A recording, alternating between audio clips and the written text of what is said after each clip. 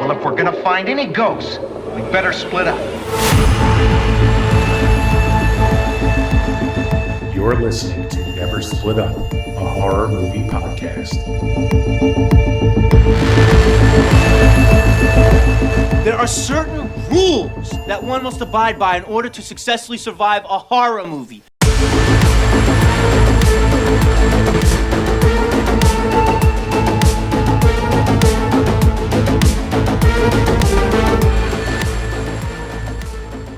Hey everyone, once again to the Never Split Up podcast. This is episode 110, and today we are covering Ready or Not, released in 2019. My name's Nolan. Alongside me, as always, is Anthony and Oriana.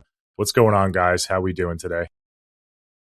Doing good. A little tired. I went to Emerald City Comic Con, so I'm a little tired from walking around, but otherwise good. I got my rewatch in before the episode, so I feel good. It feels fresh. Yeah, I'm feeling refreshed. I had a day off. It's been really nice weather today in Jersey. It was like 70 degrees, so I was outside all day. Little tired from the sun, but other than that, I've been doing good. What about you, Anthony? What's going on? Yeah, I'm happy that it's light out later again, and it was nice out today. I'm also tired because I was like, oh, it's nice. I'm going to go for a run again. I'm like, holy shit, I'm out of shape. So I went for a run, and I guess the sun kicked my ass, so I'm tired now too. But I'm excited to talk about Ready or Not. I'm very excited. Yes, definitely excited. I've been looking forward to this episode for quite some time now. Once I saw that the sequel was coming out, Ready or Not 2, I believe it's called Ready or Not Here I Come. Yeah. That's coming out the 20th. We're recording this on the 9th. You guys see this episode the week before it comes out. So super excited for that release. And yeah, I love this movie, and I know you adore this movie. We talked about it in our top 10 episode for our favorite 2010s horror. I believe I had it ranked number 4. I think it was number 3 or 4. It was high for you. For my favorites of the whole decade. So I adore this film, so I'm looking forward to this. And we'll be interested to hear how Oriana thinks of this movie. We haven't really talked to her about it, so that'll be interesting. But yeah, anything else we needed to cover before we dive into the movie? We're pretty set, right? Yeah, I think we're up to date on everything. We're good to go. All right, good to go. Thanks everyone for tuning in. The last few episodes, we've been kind of pumping out a few, usually we've been doing like once every few weeks, but we've been doing some more frequent episodes with Scream and everything. So we'll probably get back to like a more of a regular schedule now after this episode. But thank you everyone for tuning in, and welcome to all of our new listeners. Yeah, we're excited to go. So the way any new listeners, the way we normally do these reviews is we do kind of overall thoughts, whether or not we recommend the film, and then we get into like spoiler territory where we do a deep dive of the film and just cover the whole movie and then give our scores at the end. So Anthony, why don't you go first? Give us your overall thoughts and talk about the cast and crew and whatnot.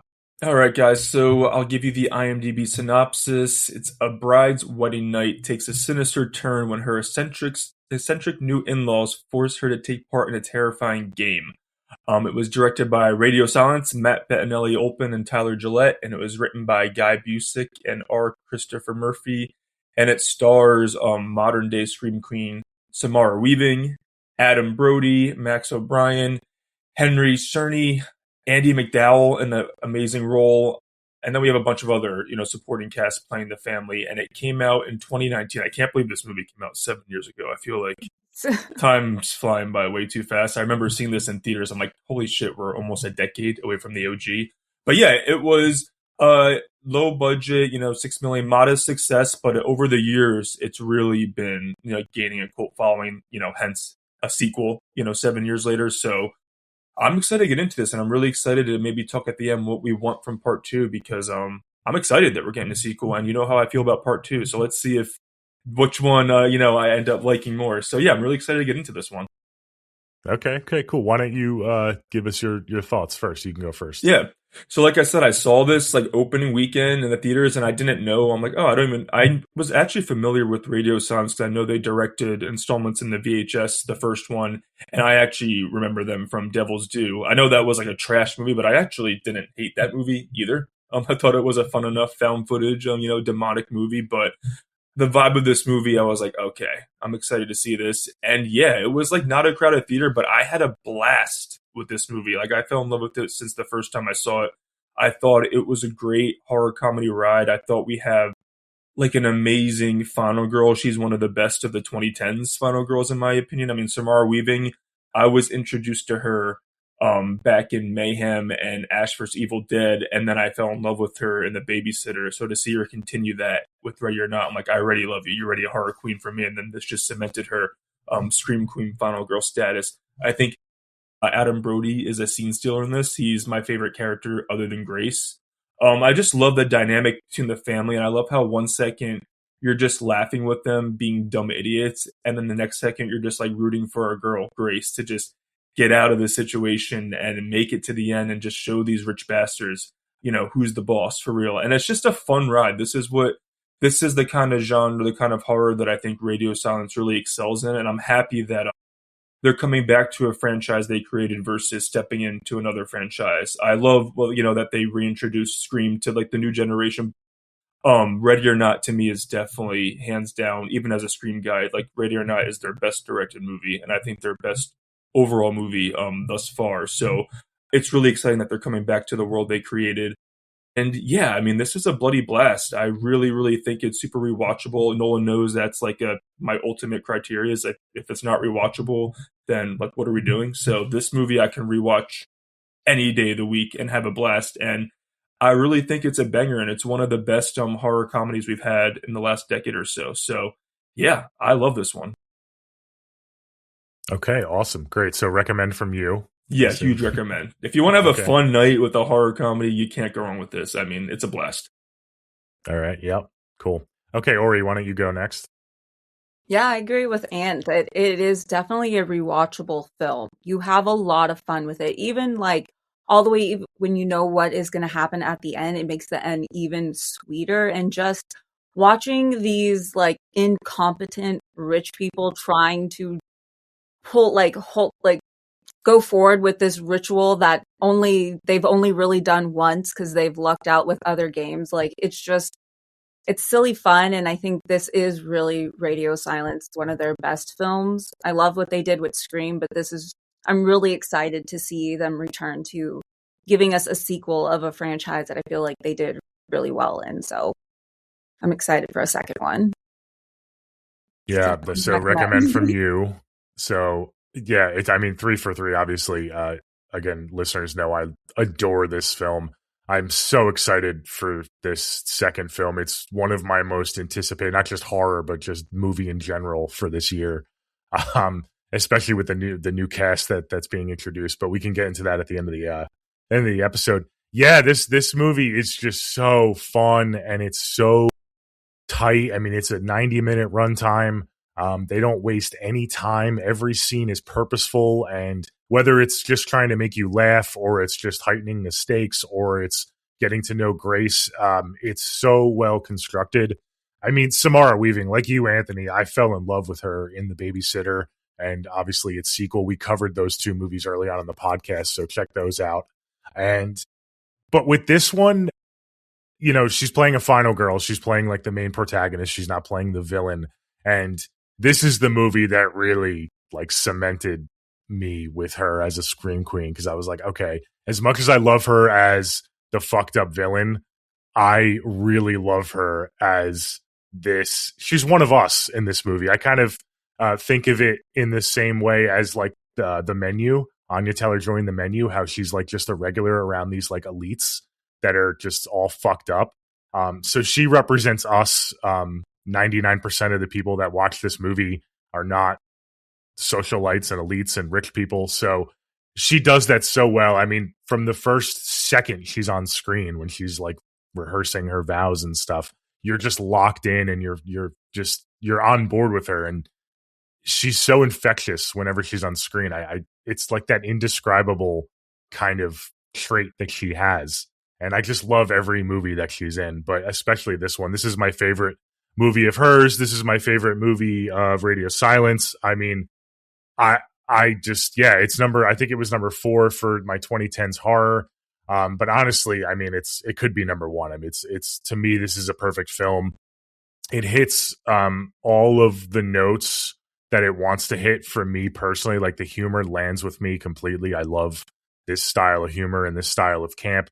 And we've talked about how there's a right way and a wrong way to do camp. They knocked it out of the park with the camp in this, because it's characters playing, like the actors are so invested in playing these characters, and you can really tell that they put they're all into the camp, that it really shines through the screen. All of the characters, you talked about Adam Brody and how he's a scene stealer.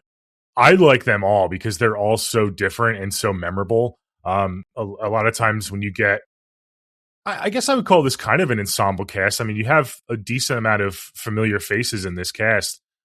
They could get kind of lost in the fray, and maybe there's some that are more memorable than others, but I think all of them are equally memorable because they're so different from one another. And yeah, I just love watching them kind of fumble around, and Samara being like the ultimate kind of survivor, surviving the whole night. And yeah, it's a really fun time. Obviously, it's a recommend for anyone who's into just horror, having a good time, watching people just get their heads blown off. I mean, all of the above. So yeah, I'm excited to get into this film.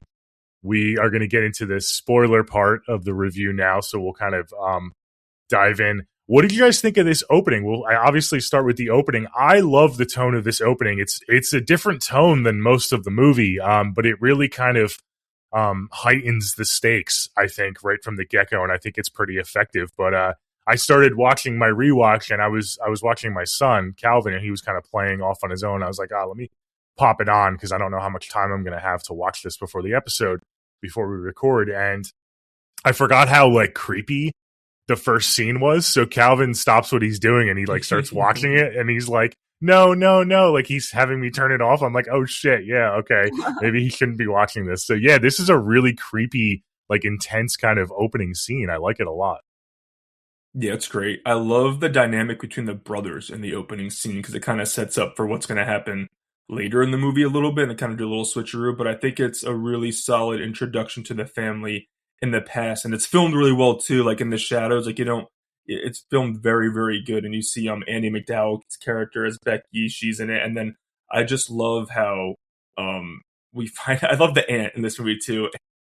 She's just hilarious in this movie, and I like how it starts with that flashback. I think it's a good introduction, and I do think that the tone is a little more like, oh shit, like this family's going through it, because it's interesting to see how they react to what they have to do in the beginning versus all of the experience they've had, and like what might come if they pull the card again in the in the present, because we find out that it was only ever pulled this night before that. So that's a very interesting dynamic how that changes. But yeah, I think it sets the stage, it sets the tone. And it sets us up for a fun ride we're going to have when Grace pulls that hide and seek card. So it's a great introduction. It's super dark and twisted because, you see Daniel pushing his brother into the, so he doesn't see what is going on, but then totally just ratting out, the other guy. And then you're like, oh, okay, so this is obviously a normal thing in this really twisted family, because she's like, I'm so proud of you. Yeah. And so it's a very dark tone for what we're about to experience, but then it gets a lot lighter throughout the film. So it's very interesting. Yeah, and it fits too because thematically it kind of lets the audience know like what exactly this family like went through 30 years ago, because we jump 30 years later. Obviously, Daniel and Alex are grown up now, and Alex is marrying Grace, but it kind of explains why the family, when Grace pulls the card, they are kind of fumbling around and they're like kind of like idiots about it, because they're kind of maybe even a little traumatized from the last time it happened, because it happened 30 years ago, and they're so rusty with it. But yeah, the whole scene is great with the masks, like the creepy masks and everything. Mm-hmm. I love how they have the masks in this first scene, but they ditch them for the rest of the film because it just fits tonally. Like they're not going to wear those masks. But yeah, I think it was super effective for sure. And I feel like I'm always surprised every time I watch it, like just how creepy it is. Because when you think of this movie, you think of just like a fun, campy time. But then when you watch it again, you're like, oh wow, they actually know how to make a suspenseful, like creepy scene too. So yeah. 100%. And I like that they play, like you said about the camp, a lot of horror movies that are campy, they're like turning around and winking at us like, haha, did you see that was campy? Like, they're trying. This movie, they all play it straight throughout. Even though it is silly, it's important that, they're not trying to be camp. They're just making the movie and playing it straight, and we're taking it as camp, and it's funny naturally. That's what a lot of these camping movies don't understand, but this movie, thankfully, does. So they do it very well with the camp throughout this. But damn, I would hate Alex. If I was with Alex and he brought me to this family, knowing what was going to happen, I really would. I'd have some issues with him. Yeah. No, I mean, just your point on the camp, I think it could have gotten too much if the script wasn't so well and if the acting wasn't so great. I think I would say the campiest character that has the most like zingers is Fitch, played by Christian Brun. I know him from the show Orphan Black. I recognize him. He's done some other stuff too, but he is the most like kind of comedic, like outwardly comedic character in the movie. I mean, he's watching the YouTube video on how to, that's hilarious. That part. Yeah, how to get familiar with your crossbow, like all that stuff. And he's got a couple zingers, but he plays it so well and it's so believable that that's just who he is, that it doesn't feel like he's breaking the fourth wall with it, that's why it works so well. And it also works well because his wife is having a really she's partying it up the whole movie, if you know what I mean. So she has to deal with that all the time, which is freaking hilarious. Yeah, she's those two, definitely. She's those like, two are fun. Yeah. Daddy, I did it. Come here. Yeah, they're good. Okay, so we get introduced to Grace. Obviously we just kind of touched on it a little bit in our overall thoughts. Samara Weaving's just incredible. She's an orphan. We find out she's an orphan, never had a family, meets this guy Alex, who seems like an incredible guy. Super wealthy family that he's not close to, but she really wants to have a family of her own. So she kind of, I guess, gets him to reluctantly agree to, okay, we're going to have a wedding and you're going to get introduced to my super rich family that has an empire. I think they call it a dominion, the Ladomus Dominion. And yeah, it's just an interesting dynamic because she's super nervous. I actually really like the scene with her and the mother with Becky, and like right before, and she's like, fuck him, like it only matters what Alex thinks. I also like that too. So like we get the family, like the Ladomus family, but we also get like the in-laws, like we get the people that married into the family, and I love that dynamic between the two of them, because you have some that are like really into it. Like Daniel's wife, I forget her name in the film. Is it Charity? Yeah, like Charity has alone. Like, like she's like completely bought in, and then you have the others who aren't completely bought in. You have the matriarch, who we find out, the aunt, who that's who it was in the beginning of the film. She's the way she is, and she's like, I think she says towards the end of the movie that she knew that Grace was going to pull the card. Like she just had this gut feeling. So I love the dynamic between even just the family that we get, not just with Grace relating to the family, but the actual family themselves. But yeah, it's super cool. This whole opening, how nervous she is, and you kind of get like little traits of the family. It's very interesting how they play it too, because obviously everyone in the Ladomus family is a piece of shit, right? I mean, they all have this secret. They all do sacrifices on these goats and stuff. You find out, like, so they're all terrible, but like they set it up to where not all of them are as terrible as others. We talked about Adam Brody's character. I think even Becky at first, towards the end, she definitely goes full like evil villain. But even at the beginning here, she's like, like, we're just trying to make sure you're not a gold digger. Like, I don't think you're a gold digger. Like, I'm embracing you, and tries to be welcoming. So I love that we get like little, especially for a first time watch, it kind of fucks with you a little bit. It's like, okay, maybe not all of these people are terrible. And then by the end, you're like, no, they all are. So I thought that was interesting too. I liked the moment with Becky and Grace. I thought that it was really sweet, because this is like, it makes what you find out later even like more salt in the wound, because like she honestly just wanted a family. She just wanted that like closeness, and so they're like bonding over this, knowing she's gonna have to pick a card and the potential of what's about to happen, and it's just like, y'all are assholes. Yeah, I love the dynamic because, like you said, they all are kind of like have their own personalities and kind of like, fuck them, fuck this, but in their heads, because we see they all believe in the curse and they're all in on it and they all want what's best for them and they're all very selfish people. And you can even go back and rewatch it. The first time, like, oh, like Becky, like, first of all, I love Annie McDowell. She also kills it in this along with Adam Brody and Samara Weaving, but she's having that like sincere talk. And then it's like, is it sincere though when you go back and rewatch it, or is she manipulating her? I like to believe it is until she sees that she pulls the hide and seek card. She's like, all right, fuck, I gotta kill this bitch. I like to think about it until that she is sincere, but you can go back and be like, is she just manipulating her to make sure that she stays here for us so I can get what I want in the end? So it's very fascinating.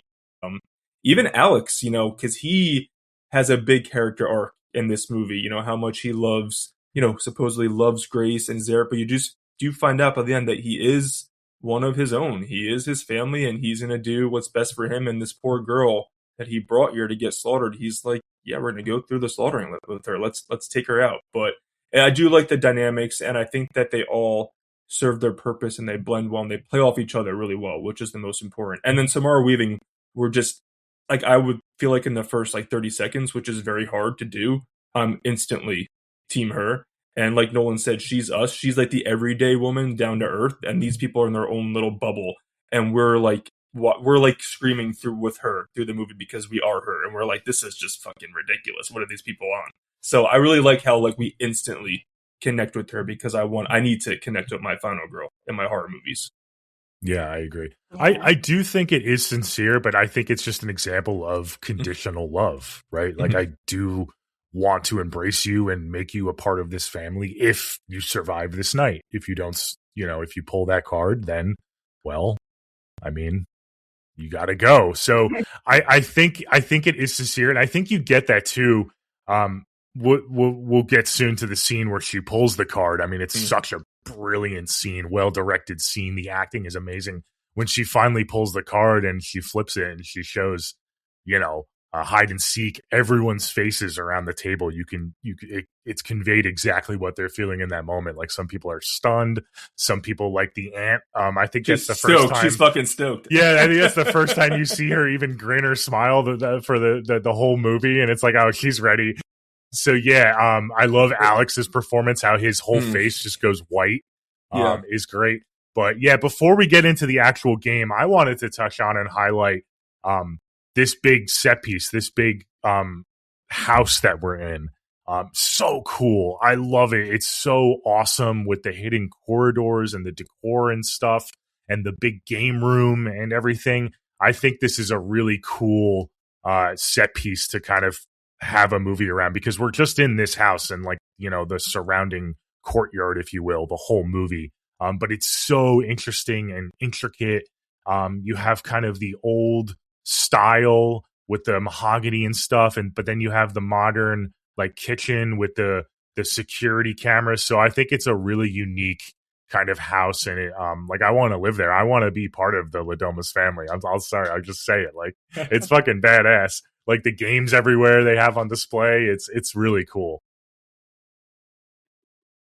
An elaborate house. I like all the corridors. So like I was like, that would be definitely the perfect place to play non-death of hide and seek. But I like the game room, like where it's like this like sacred space where they go. And the big doors are so cool. Yeah, where they open the big doors. Yeah, I would have liked to see the game room be adorned with more games. It's all like hunting stuff, which I'm not a big hunter. So, but it makes sense, right? Because you think of like the Most Dangerous Game and stuff, like hunting, like they're about to hunt Samara. So it makes sense thematically. I love how like the options are like hide and seek to death, and then like a simple board game too. It's like fucking hilarious. But I would agree. I think the single location is one of the charms and perks of this movie, and I think that's a huge pro for me, that it's in a single location, but it also feels kind of grand, because like Oriana said, you have the corridors, and you have the whole property, you have the landscape outside, you have the game room, you have these hidden passageways and hidden elevators. So I'm kind of hoping that they don't go too big in the sequel, because I think the single location was part of the charms. I don't want them to go too big and over the top in the sequel, so we'll see how they execute that. But yeah, I'm in love with this house. Yeah. Yeah, we'll talk about the sequel at the end of this episode. I'm curious to hear your guys' thoughts because I do think it's going to be pretty different, like thematically. But this definitely works for this film. How she's just kind of that survivor that's thrust into this game, if you will. She's outnumbered completely, and she's just trying to survive. It feels like maybe the walls are closing in on her metaphorically and physically. So I like how kind of isolating it is within that house. But yeah, we get to the game room scene, and I love the little exposition dump Mr. Ladomas presents us with. It's kind of like a watered down version. He obviously doesn't give every single detail of how the family has been able to kind of have their riches and stuff. And I love how it's sprinkled in throughout the movie, especially towards the end where they kind of give you a little bit more details. But I love this story. He's great. I forget it. What was his name? Henry Cerny. Henry Cerny is awesome as kind of the patriarch of the family, and his speech here is really like he's commanding this room, and like everyone's like at attention. And I love Grace Samara Weaving in this scene because she thinks like at this point still they're just gonna play like a fun game, so she's just like, oh okay, this is like, great. what the hell, wow, these weirdos? Good story. And You don't even know how weird box. they are. Yeah, she's looking at the box, and then the aunt's telling her to fucking pass the box. She's like, oh okay, like so I love the dynamic between her and the rest of the family. Yeah, I love how she's like down, but she's like, this is silly. She's like, I'll go along with it. These people are taking it a little serious. And I'm like, you have no idea, girl. You have no idea. And he does have such a good storytelling voice, the dad. Yes. Henry. It's just, I think it's just hilarious up until that point. She's how unserious she is compared to everyone else who's just like zoned in, and means everything to them. And she's just like, this is silly, but okay, I guess I'll go with it with these weird rich people. She switches good too when she sees the maid killed. It's charming too because like it's her wedding night, right? She just wants to be with her man. Like she's ready to just be with her man, but she's down to do this. Like not many people would be down for this and like have a good attitude about it, but she wants to be included in this family so badly. So it's very charming, and it really is like every time I watch it, I mean, I've seen this movie dozens of times now. I'm like hoping and praying she doesn't pull that hide and seek card, even though I know it's going to happen because she's just like, oh, this poor girl, she's going to lose her innocence. It's upsetting because we know like some backstory that she's like, oh, my family's whatever fucked up, but it's interesting. She does have a sister in the sequel, but she's like, oh, I never had a family like this. So she wants to be part of it. And it's sad that she's trying to do this for them, like you said. And then I love when he pulls the card and after their reaction, he's like,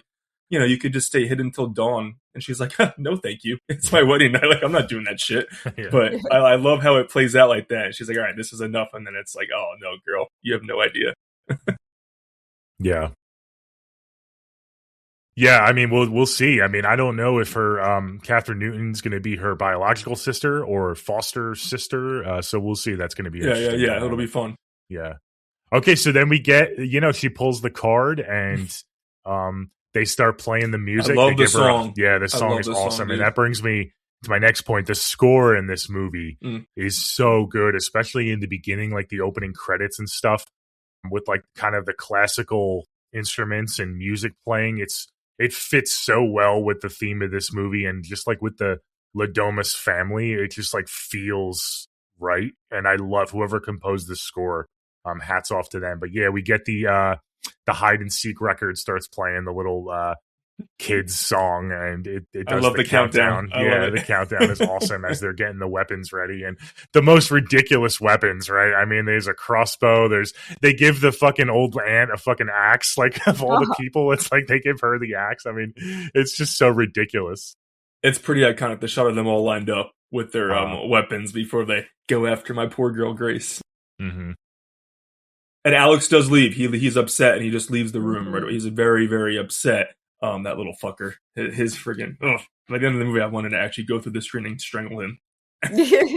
Yeah, he's upset, and we'll get to Alex. I think mostly towards the end of this review, because that's really where like he kind of has like the character growth. But Adam Brody's character Daniel. So it's very interesting how they set his character up, because from the get-go, you can tell. Just like his brother, he's not into it. He doesn't really like this family. He calls them fucking evil and stuff. He's going through it even at the beginning here. He's drinking. He's having his whiskey or whatever. you can tell he is just not as excited as the rest of these people to like do this game. So they definitely set it up like he's going to be the guy who turns, right? And he does somewhat. We'll get into it, but I like what they did with his character, how it's a little muddied, especially at the end. It's not this clear kind of trajectory for him, and it's kind of back and forth with him. So I thought that was pretty interesting. The scene he has with Grace when he finds Grace in the one room, I thought that was I thought that was a really powerful scene. I mean, those two just on camera together, playing off each other, was really well done. So yeah, he's a very cool character, and I like how they treated him. It wasn't so cut and dry and kind of what you expect. I love him. I'm so upset that he dies. I wanted him to be in the sequel with her and help her get away, because that would have been cool. Like because he had the experience of he like tried to help her escape in the sequel from all the crazy rich people, but he served his purpose and he saved her. But I think it's when you see his first reaction to the card, it's very subtle, but Adam Brody's really good. You can see that he's like kind of upset for her without showing it. It's very subtle, but I love his character arc, and it's so interesting how the movie started with him, shoving Daniel in the closet to protect him from the murder, and then him by the end of the movie trying to protect Grace from getting murdered. I love his character. I love him so much. He was a very haunted man. He was so like, you wanted to like him, but he also does things where it's like, okay, well, obviously he's going to do what's best for his family. Right. But still, it's just like that teetering between good guy and also bad guy. But I like him a lot better than I like Alex. That's for sure. Oh, yeah. I love him. I mean, they definitely play with you and fuck with you. I mean, because he could, if he was such a good guy, Daniel could have warned Grace before she got married. He does the little like half-assed warning. He's like, "Now's your time. You don't have to go in with the same with Alex." They both do like the half-assed thing without really telling her what's going on. So it's like all these people are bad people. Some maybe less than others, some less excited about murdering as others, but they're all bad because he could have definitely warned her before all this shit went down. So let's not get it twisted. But yeah, let's get into the game, I guess, itself. So she hides in the dumbwaiter. It feels like a pretty long time because eventually she just gives up. And she's like, "Fuck this! I'm just gonna leave. Like the game's over. Yeah, like they that's didn't enough. find me in time. That's enough." But yeah, we have the family kind of looking through the house. We have some of the maids getting picked off one by one. That's the first one's hilarious when she's like, "What the fuck is happening?" Samara's reaction when she like turns, her scared face is so good, and the tears just start coming. And Alex covers her face. I love how she's like, "What the fuck? You fucking brought me here." She just starts hitting him. I would be so mad if my husband did that. If my partner did that to me, like, "What the fuck are you doing? Bringing me here?" But yeah, I know. So he finds her, Alex, and then they hide behind the bed, and that's when the maid gets shot in the face, and you hear the family like talking because they don't know that they're hiding, and she's like, "Daddy, I killed it." And he's like, does it look like she's wearing a giant white wedding dress? I think is the line. And when hilarious. He says that, like you said, Aunt, Grace's face, so she's covering her face, but you only see her eyes. But what she's able to do with just her eyes when she looks over at Alex, and you can see the fear in her eyes, and she's like, "What the fuck did they just say?" It's just, acting masterclass. Yeah. Yeah. I love what is her name? Emily? I love her character. She's just like ridiculous, like holding the gun and then accidentally shooting. Like she's one of my favorites in this because of how like you can tell that character like would be like a real character. Like she does it so well with the like kind of ditzy, like rich, like not really knowing what she's doing but trying her best and just failing. Cokehead, They should have literally left her in the game room with her drugs and be like, "Yo, we got this, girl. You're right. You stay here and take this one out." But she just takes out their whole friggin' maid service in like a couple minutes. Mm-hmm. And her friggin' sons, I hate the scene in the barn. I wanted to kill that kid. I love it. She just punches. I know. She's like, "Fucker." I'm like, I love that. I cheer every time. I'm like, "Yes, girl." I clap for her in that moment. I remember the theater's reaction when she punches that kid. I love it. Everyone just like started cheering. Yeah. When she fucking puts her hand on the nail, that was like brutal. It was, and she has to pull, like, she goes through it in this movie. So the only, I guess, I mean, it's not really a nitpick. It's just like kind of like maybe something I would have liked to see. And I just realized it kind of on my last rewatch. So her iconic outfit, the wedding dress that ends Love up it. getting bloodier and bloodier throughout the movie. Obviously at the end, it's just covered in blood. But you have the wedding dress and she goes into the game room, which I thought was really smart. And she grabs the gun with the ammo and she drapes the ammo across her chest. Right. So that image, like when she's looking in the mirror, is just iconic. And I've seen a bunch of cosplays with it. Just such a cool look. I wish that was a real gun and she got to use it. That's really my only kind of nitpick, because she does try to use it on the one like butler dude, and the guy's like, you think I would like leave a gun out? Like that guy was like the only smart one in the whole family, and he's not even part of the family, but we'll get to that. He's like the main reason that she got caught. If it wasn't for him, I think Grace would have gotten all of away. them out. Yeah. But I would have liked to see her use the gun at least once and maybe like get a kill under her belt, like with that outfit, because it is so iconic. Maybe you'll get your wish in the sequel. Yeah, we'll see. I mean, yeah, maybe she'll get like an actual like kill count going. Yeah. I love that she like rips her dress and puts the chucks on. I'm like, that's just so bad. Like, get those fucking heels off. Let's get comfortable and let's get down to business and take these fuckers out. And Alex, like, even when he leaves her alone, she's like, I'm like, I agree. Like, don't leave her. Like, you're telling her to go this way, that way. But like, she's in hysterics. And, you know, I would not probably remember like turn left, turn right. Where am I going in the tunnels? So even in the beginning, like when he's still on, like, I'm going to try to save her. It's like, dude, like you have your survival instinct to keep your wife alive. You're already failing her like immediately. You're splitting up already. You don't split up. No. Yeah. And I think it really highlights Grace as a great final girl, because she is like super frantic, especially in the beginning here. And she doesn't know what the fuck's going on. She's being smart and saying, you know, don't split up. Like, why are you leaving me? Yeah. So she kind of has that kind of, not helpless, but kind of like, I'm in over my head. Like, I need help. But then when she doesn't receive the help and Alex does leave her, she gets scrappy. Like you said, she kind of cuts the dress. She gets the chucks and she's like, all right, I'm going to have to fucking get scrappy and I'm going to have to figure this out on my own. So I like that trait in her. Me too. And how she's just kind of a scrappy survivor and she just figures it out throughout this movie. I love that.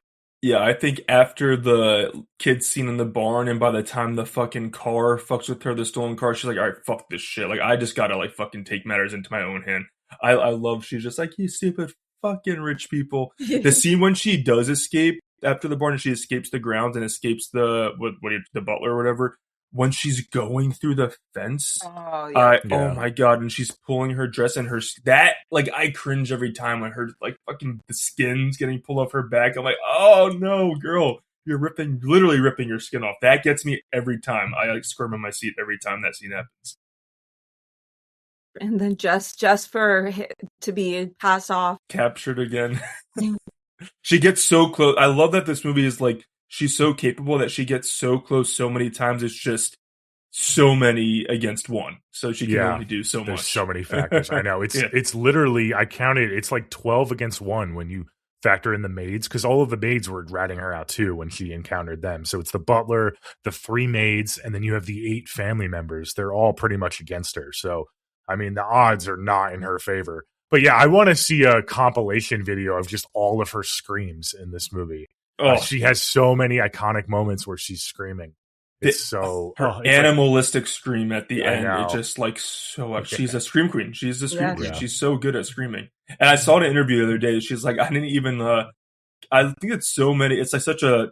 I don't know. It's so similar to so many final girls. They're like, I can't handle horror movies. I don't like them until I had to watch them because I'm in them, and then now they love them, and they're like, but they're so good at it. It's like all these like famous final girls. Like, I can't watch scream movies. I'm like, but you're so good. You're so good in them. I'm like, how is Jamie Lee Curtis, Neve Campbell, somehow even scared of horror movies when they're so fucking good at being final girls? I think there's something to that, because I think when you're not super into the genre, you're bringing yourself to the role more than bringing what you want out of it, because you've seen so many final girls. So I think maybe there's a formula to that. It might be, you might be right, and that's the reason why those 3 are probably so unique and, you know, all-timer. Yeah, for sure. They probably would bring more like villain energy than final girl energy. Yeah, maybe. Yeah, definitely. So yeah, she is kind of scrappy. Like I said, the waiter scenes, the maid scenes are hilarious when she sees the one chick in the dumbwaiter. That's like the one kill that she has. It's an accident, but it's like, good, fuck her. Like, what the hell? Like, she's trying to help you, Right. and then you're gonna instantly rat her out. So it's a good. She really is alone because like you have this rich family, but you even have the help that are against her too, and it's like kind of a commentary on that. It's like why are the help? What like the help should be the good guys, but no, they've been so kind of brainwashed, I guess, that they're willing to do anything to survive as well. So she really is alone and isolated. That's why I'm excited for the sequel to have like someone with her, like her sister, is going to be really interesting. And I think it's going to be very different because she was a survivor in this movie and she starts to fight back at the end. But I think because the family were just kind of bumbling idiots the whole time, she didn't really have to kind of take it to them. But I think with this sequel, she's going to be going up against people that are like maybe a little more capable, and she's going to have to really like fight back. And now Well, she has to protect her sister. She's going to have to protect her sister as well. So I think that's going to be an interesting dynamic.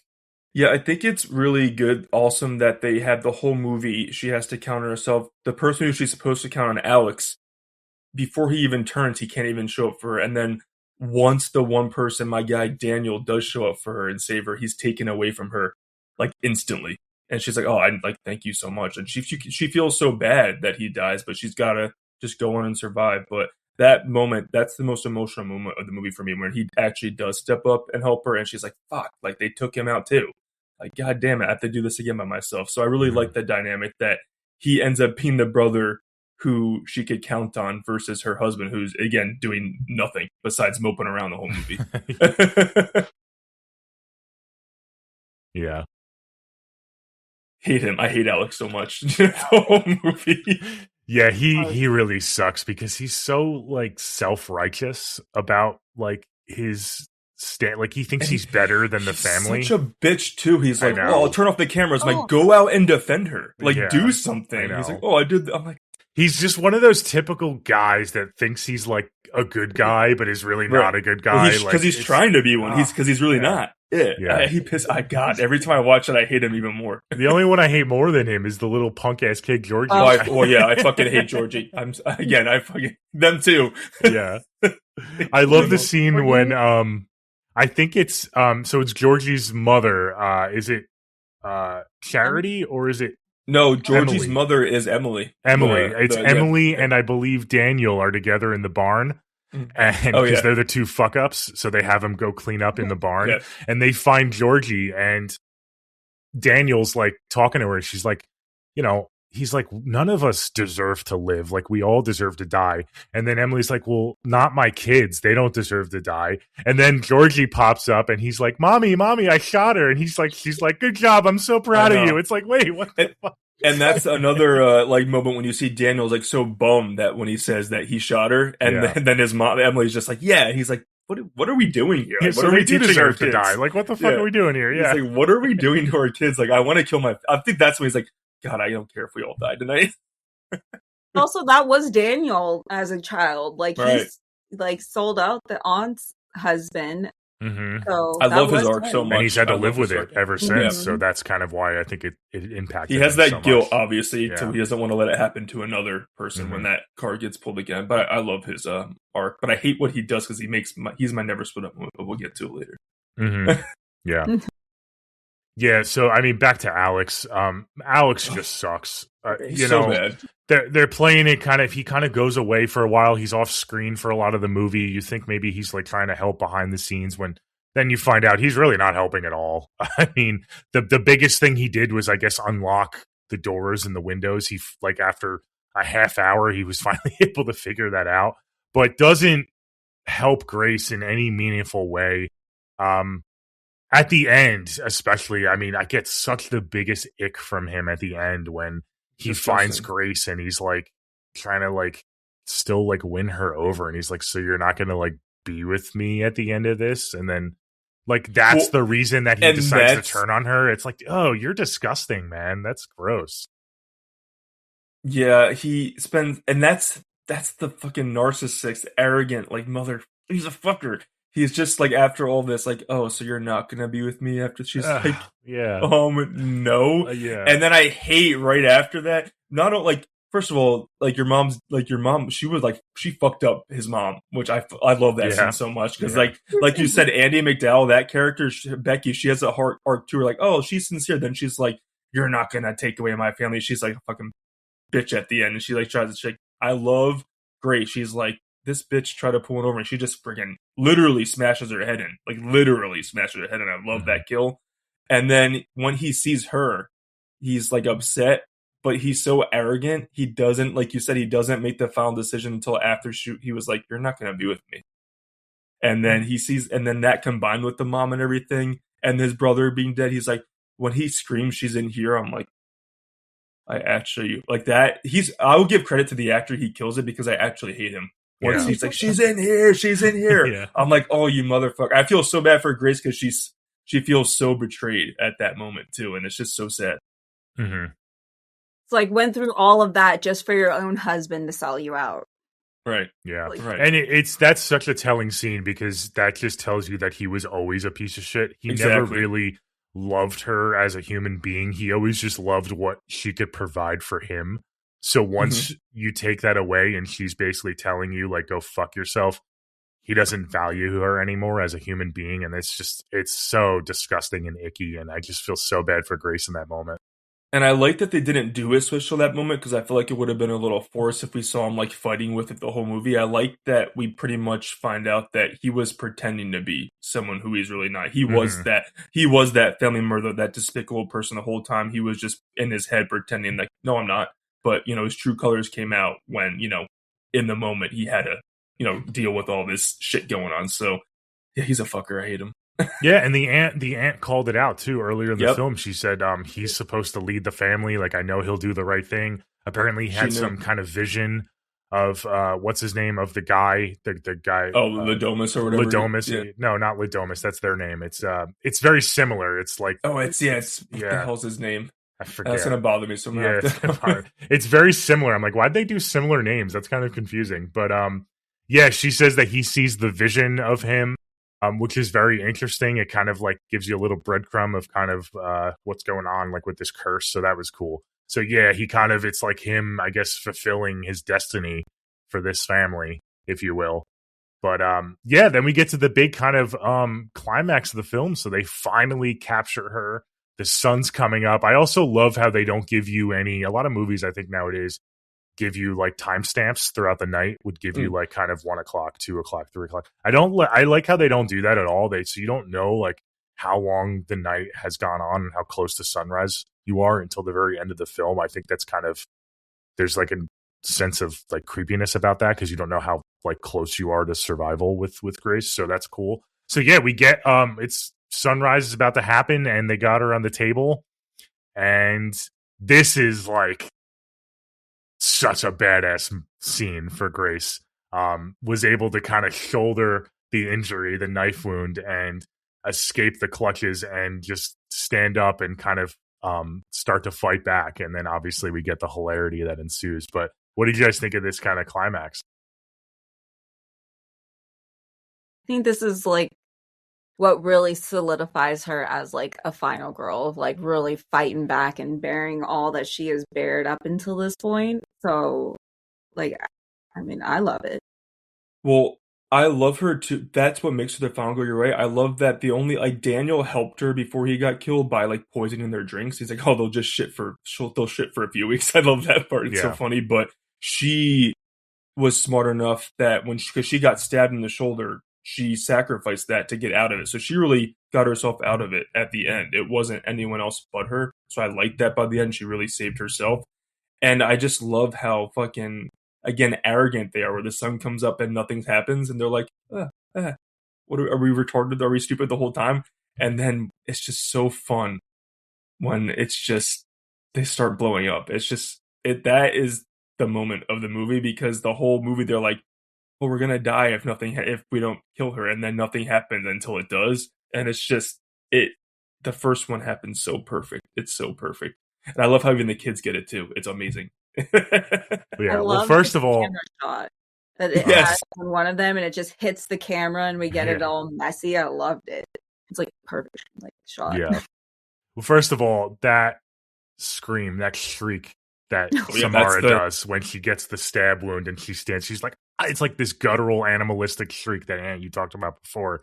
It's like the coolest scream I've ever heard, like in a horror movie. It's so unique, and I don't know how she pulled it off. I don't know how many takes she needed, but that was so cool that came out of her. I was like, how the hell does that come out of someone like her? But that was awesome. And then, yeah, like you said, Ant, like, we don't know. I remember seeing this in theaters. I'm like, this better be a cool payoff, because we don't know if the curse is real or not. I was like, they could play it a couple different ways. They can play it like the curse has been fake this whole time and they were doing this all for nothing, and Grace is going to like kill them for trying to kill her, or the curse could be real. I was hoping the curse was going to be real and we were going to get a payoff like that. So I was really happy with this ending, and it couldn't have went any better. I remember seeing this in theaters, and when it was the aunt that dies first, because she's like, fuck this, like I'm gonna kill you anyway, and she's the first one to explode. The theater just erupted when that happened. Yeah. It was like one of the coolest moments ever.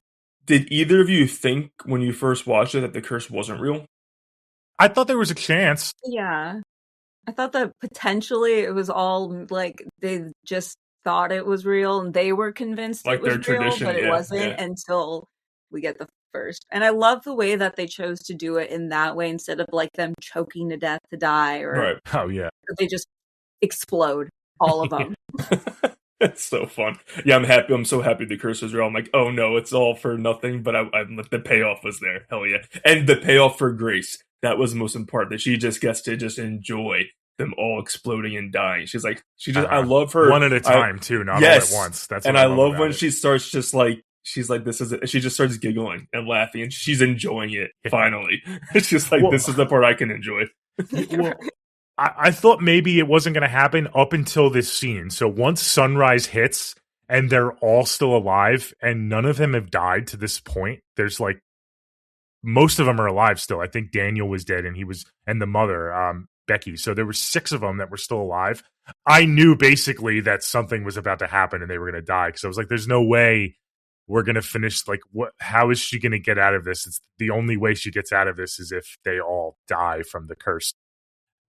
The delay of it was even better because you knew it was about to happen and you're just like waiting for it to happen. You're like, oh, when is the mic drop going to happen? And when it happens, it's so beautiful. And even, what's his name? Tony DeLomas, the patriarch, even to his dying breath, he's so like full of himself and narcissist. He's like, I followed the rules, like I have upheld. And it's just like, you mother, you stupid idiot. You didn't win the game. Of course you're going to still die.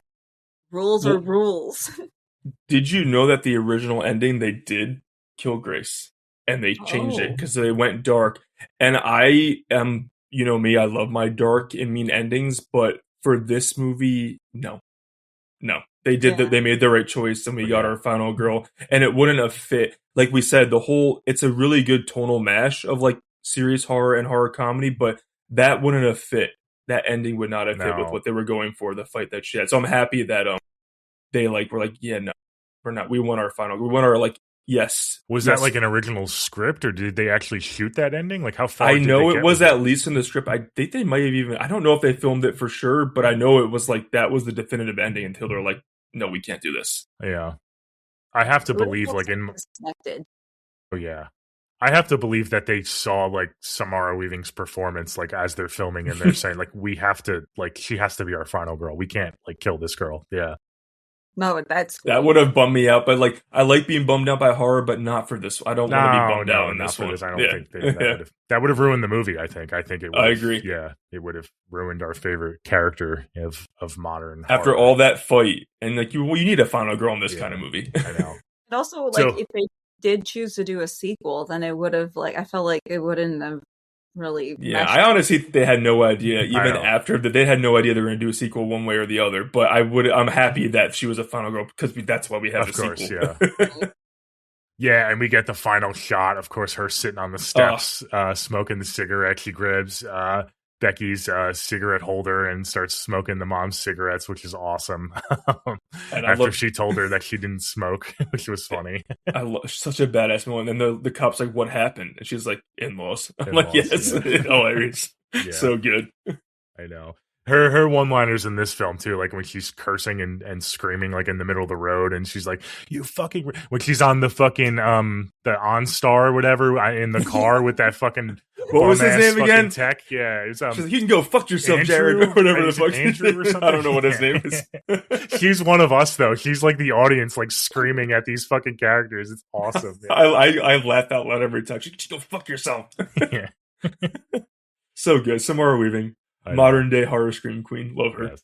Okay, guys. So that's Ready or Not. That was a blast to talk about. It was really fun. So what before we get into our scores and whatnot, so what are you guys anticipating? What do you want to see from the sequel? We'll talk about the sequel real quick. I'm super excited. I mean, you have the new cast coming in. You have obviously Sarah Michelle Gellar. You have Catherine Newton, who's an up and coming. Well, she's kind of already solidified herself as one of the modern scream queens. Mm-hmm. You have Elijah Wood. I'm a huge Elijah Wood fan. So those three in particular, I'm super excited for them to kind of get on board with the Ready or Not family. What do you guys think, though? How do you think it's going to play out? And do you think you're gonna like it? Have you seen the trailers? Have you seen kind of the overall concept? Yes. I mean, 3 words: Sarah Michelle Gellar. My girl. She's back. She's thriving in horror. I love seeing her play a bitch. She does it so good. So I'm very excited that she's going to be one of the villains. You know, spoilers if you watch the trailer. I also like that the guy from The Faculty is also in the pit. I can't remember his name. He's in it as well. I want it to still stay contained enough like the first one. I just don't want them to branch out. Like, I don't want a whole world. I don't know. I don't want them to have a whole world. I like the simplicity of the family. So Yeah. now that we're finding out that it's like is going up to the top of the chain, whatever, I don't know the whole, story or what they're planning. I just don't want it to get too big and open, if that makes sense. I still want it to be like a story of survival for Grace and her sister. So I hope they don't go too big. And I also hope all the deaths aren't just blowing up because, like we just talked about, I felt like it was special because it was saved for the end. So I just hope it's not all of that the entire movie. Obviously, we're gonna get a little more because we're in the know about what happens. But I just hope that they don't go too bombastic because I think that what the balance of the first one is what made it special. So I'm excited. I just hope Radio Silence doesn't go like we're just going like all crazy. I want them to go a little more crazy, but I don't want it to be too much and too over the top. So they're going to have a balance. But I think the cast is what's going to make it a banger, and they're going to play off each other so well. And I can't wait to hear Samara Weaving scream again. And I'm excited to see her and Catherine Newton's dynamic as, final girl sister duo. I hope so. So yeah, I'm stoked. I mean, if we are at the very least guaranteed to have another fun installment, I hope it's like just as great as the first one, though.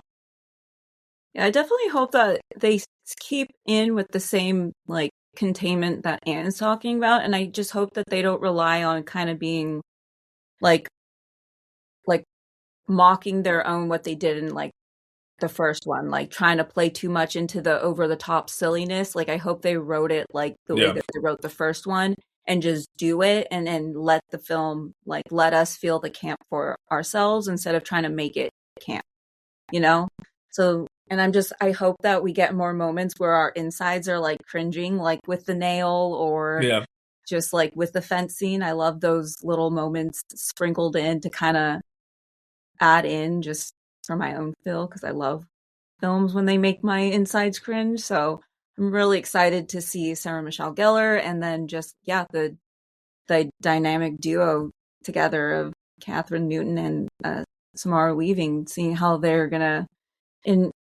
be sisters together in this and final girl sisters. Hopefully they don't kill off either one of them.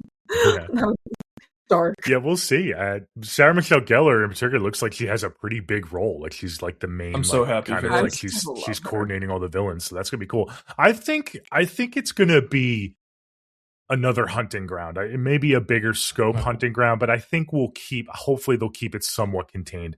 From the trailers, it looks like it's during the day, so it's not like another nighttime thing. So that's going to be interesting. She's going to have to survive maybe a whole day, or maybe they'll kind of expand it out like and make it a few days long. I don't know, but it does seem like it is kind of somewhat contained to like some kind of hunting I hope ground. so. There's like kind of a scene on a golf course I saw, so I don't know if they have like this big country club maybe that they all kind of get at. I noticed in the trailer that she's wearing the same outfit, so I guess it's the same like the next day, Yeah. I'm assuming, or it's pretty much picks up right where the last one left off, which I love, because if you can nail it and you can have that kind of 1-2 punch where you can do a double feature where it all happens simultaneously. I mean, me and Ant love Halloween and Halloween 2 for that reason. My baby. So that would just be music to my ears. And yeah, I'm just really excited. I think we're in good hands. I hear what you guys are saying about your worries, but I think Radio Silence, I think we're in good hands with them. I don't think they're going to go too over the top with it. And I think they're good at listening to what people want without going too overboard with it. So I hope they keep it tonally kind of similar and they don't go too zany. But I do expect them to have more kills. I expect Grace to get some kills, like intentional kills under her belt. Like I said, I think she's going to start being like an actual fighter more now that she's protecting her sister in this one. She's going to have to kind of fight back and be that badass throughout the whole movie. So I do expect her to have a few kills sprinkled in throughout the film. So I think it's going to be more of that. And yeah, I'm just really looking forward to it. Let us know, guys, what you think of this first film and what you're looking forward to most about the second film. Okay, before we wrap it up, we'll get quickly into our never split up moments, and then we'll get into our scores. Who wants to go first? Ant, you said you had a moment in particular. Yeah, I guess we'll let you go first. My moment is when they're in like the field kind of, and Daniel finds Grace again, like before the climax, and he's like, he's just doing this spiel, and when his dad's coming, he ends up knocking out Grace, where I feel like if he really wanted to help her, they could have like either knocked out his dad together or taken him out, and they could have like gone through the finale together and really came together and fought off and killed the rest of the family. But he kind of just, again, like you said, he's kind of like teetering the line, like, am I good? Am I bad? And he knocks her out. And it literally, if he just like banded together with her, they would have both survived. But the fact that, or they would have survived till morning if, the curse, he would have died. But the fact that he just kind of like bitches out one more time and knocks her out, it kind of literally puts him in a situation where he has to do what he has to do to poison the drink. And then it does lead to his death because he's not as successful. So I feel like if he didn't knock her out and just had a little more balls, they could have just banded together earlier and fought. So I hate that he knocks her out in the field before his dad comes. I hate that part. So that's my never split up. Okay. You want me to go next, or do you have one, Oriana? You want to go next? Oh, I have one, but I don't know if we have the same one. I have a couple. I think I can pull another one. So why don't you go first? Okay. So mine is with when Alex leaves her in the like servers tunnel. Mm-hmm.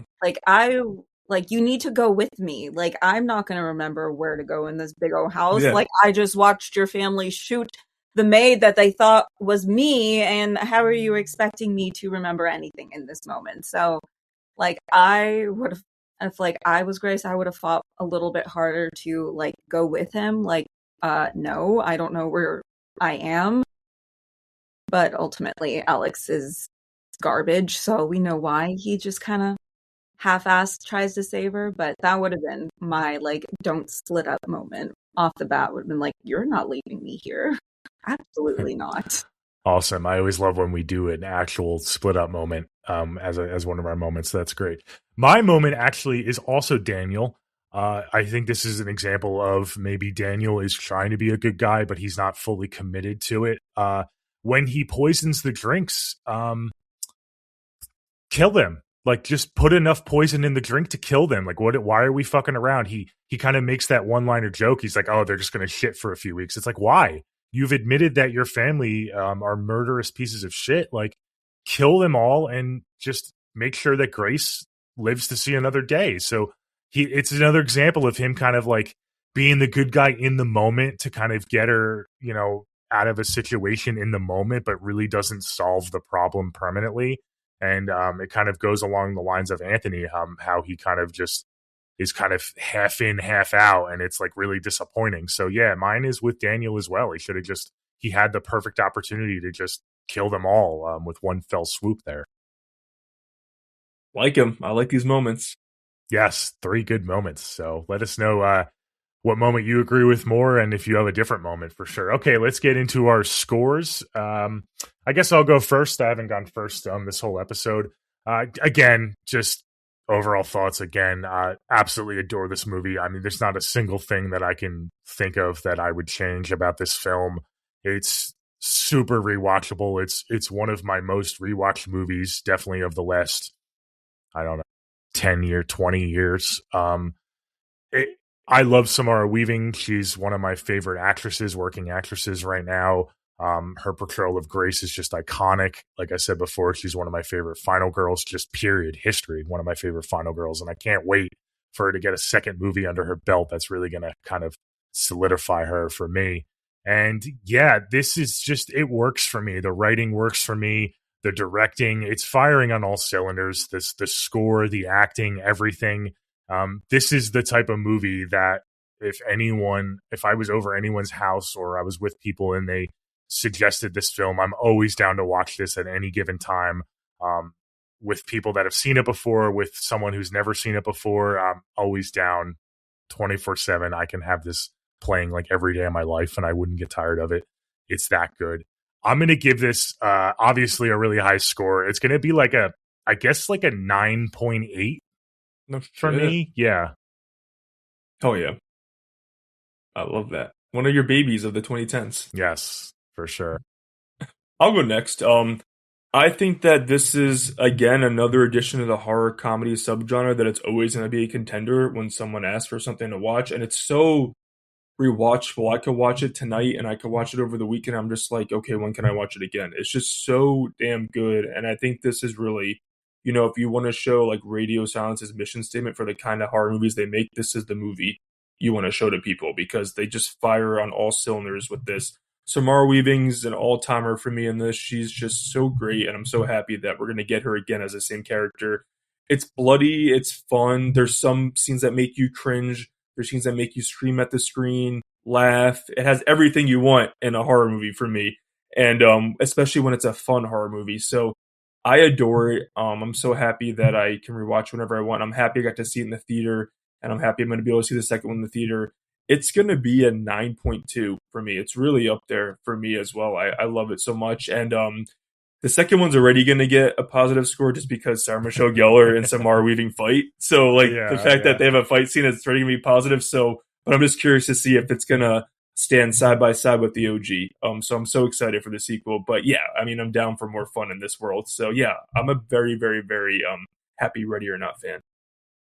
Yeah, I'll go next. Yeah, all of what you both said are correct is like what I agree with. I think it's rewatchable. It's got these like one-liners, these comedic moments, but then shifts into this like fun, twisted, dark story about these like rich people that truly believe in this ritual, and you're the whole time, even when you know the outcome at the end, it's still so fun, teetering of whether or not it's real or not real. And Samara Weaving is just amazing in it. The screams, the like her just bearing through all of it and then being like the final girl at the end truly is she's one of my favorite more modern final girls. Of course I love, Neve Campbell as Sidney Prescott, but Samara Weaving in this film is just amazing. And I am so looking forward to seeing her against Sarah Michelle Gellar because that's my other favorite.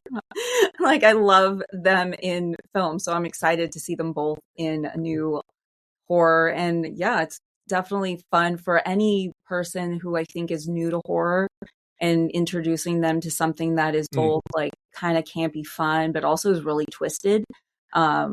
Being able to show them like, hey, this is, what this genre has to offer as well. Go have fun. But yeah, I definitely would give it a 9.5. I think it does everything so well. The score is amazing. It's got, like I said, those one-liners. I love the moments where you have these characters that are just either very, very dumb or you're just like awful humans. But either way, you're feeling something for all of these characters. And they did a great job with it. And I think it's a fun film that everyone should at least watch once. Oh, yeah. Awesome. Great. I'm glad we're all on the same page. We love fun horror. We love Fun it. horror. We all love it. Yeah, all 9s and above for us. So this was a fun episode. I hope you guys enjoyed this episode. We will be back probably in a few weeks, so look out for our next episodes. And until next time, follow us on social media at EverSplitUpPod, and we'll see you guys later. Bye. Thank you. Bye.